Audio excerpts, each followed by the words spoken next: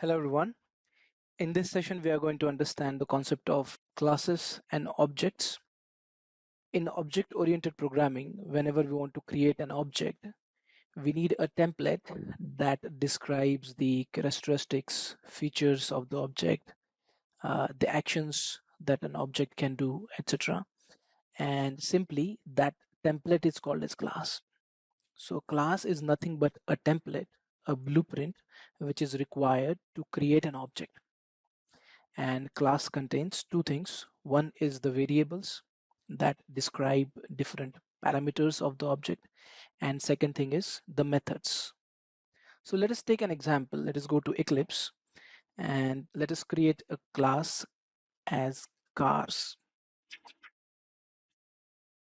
Okay, and in the class cars, let us create some variables that describe the cars. So I'm going to create first variable as string color, and default color I'm going to provide as white. Second thing, I'm going to create it as make is equal to Honda. Those are the default values. They can be changed when you create the object of this class.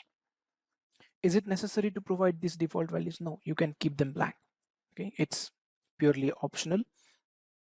Say third thing, I'm going to create it as the type of the vehicle, and let's call it as SUV. Three basic variables that describes the cars, and let's create a simple method that displays the details of my car. So I'm going to create a public void display details, and in this method I'm simply going to display what kind of car I have. So simply we can use sysout and say I have. We are simply going to concatenate these variables inside a statement to make it like I have a Honda SUV of red color, white color, whatever.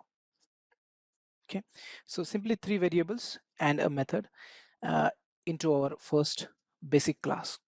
Now let us see how we can create the object of the class and how we can use it. So for that purpose, let us create a temporary class with the main method.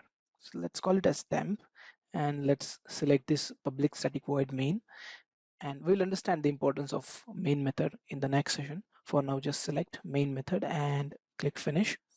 And over here inside the main method of the temp class, let us create the object. Now to create the object of any class, we first need to declare the object. Like we declare a string, like string ABC.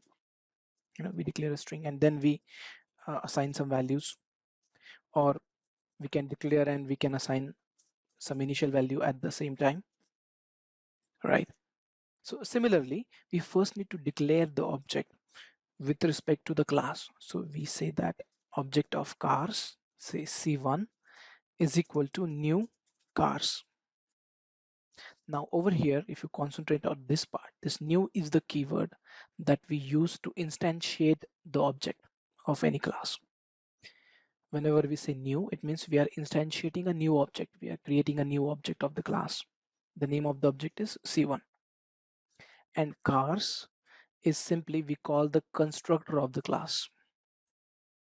Concept of constructor we will see in detail in the future sessions. For now, just remember, whenever we want to create the object of any class, we will define it with the class name, and then after the equal to sign we'll use the keyword new, and then we'll call the constructor. That is it's for now, just remember that constructor is something similar to a method inside the class whose name is exactly similar to the class name.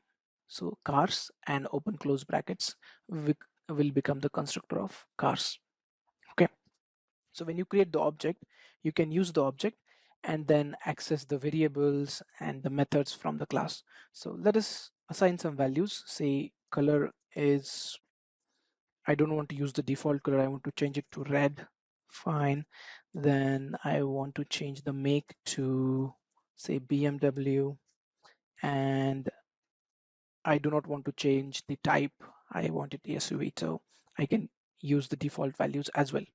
Like for the type, we are going to use the default value, that is fine.